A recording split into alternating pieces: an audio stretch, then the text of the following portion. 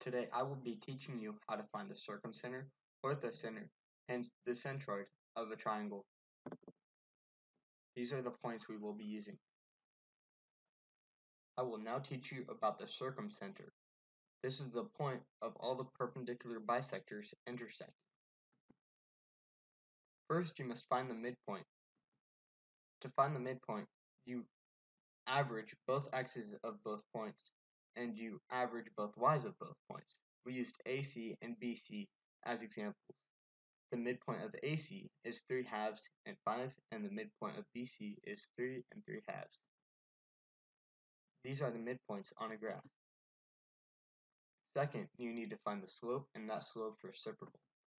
To find the slope, you subtract both y's, and then you subtract both x's.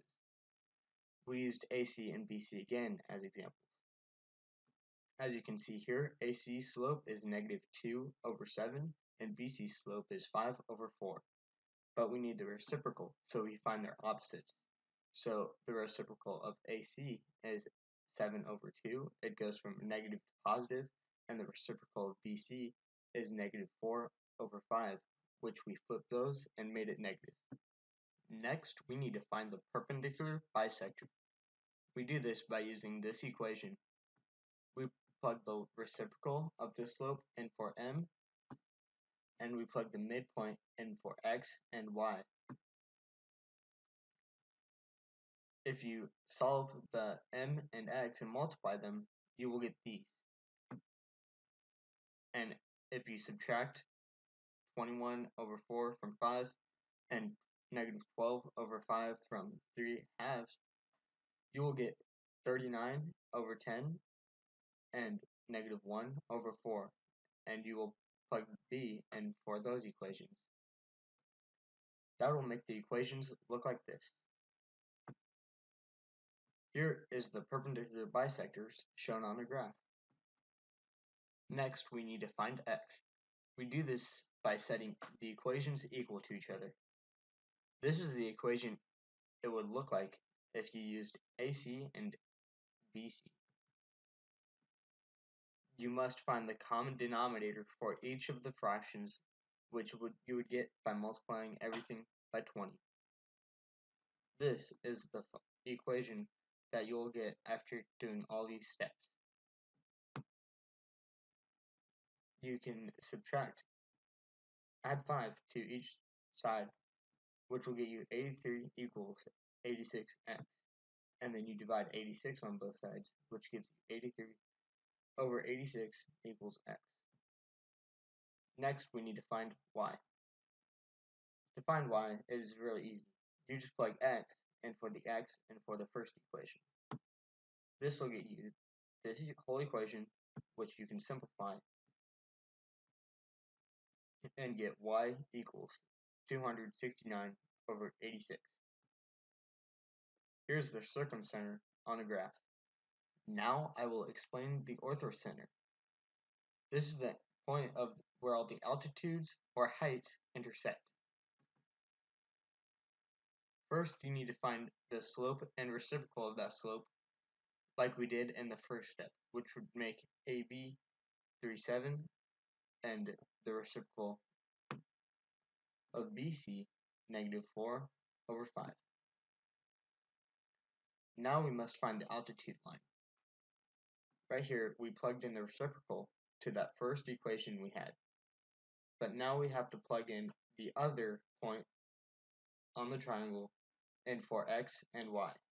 The only point other than A and B is C, so we plugged C in for x and y.